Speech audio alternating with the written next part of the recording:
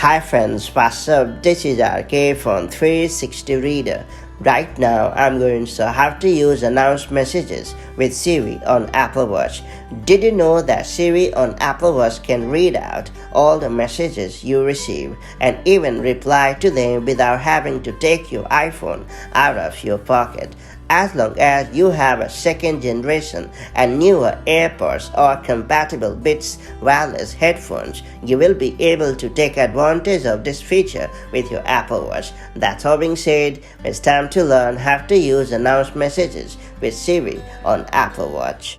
Before getting started, make sure you have subscribed our YouTube channel and hit the bell icon so that you won't miss any update from 360 Reader. First and foremost, make sure that your supported pair of AirPods or Beats wireless headphones are connected to your Apple Watch via Bluetooth. Then press the digital crown on your Apple Watch to access the home screen. Then find the Settings app and launch it. In the Settings menu, scroll down and tap on Siri to proceed. Next, scroll down to the bottom and you will find the Announced Messages option right below the volume slider for Siri. Tap on it. Now simply use the toggle to enable this feature on your Apple Watch and you are good to go. That's pretty much it. So that's how you can use announced messages with Siri on your Apple Watch. From now on, whenever you receive a text, Siri will read it out loud for you without even having to check your Apple Watch. You can even use Siri to respond back to your incoming text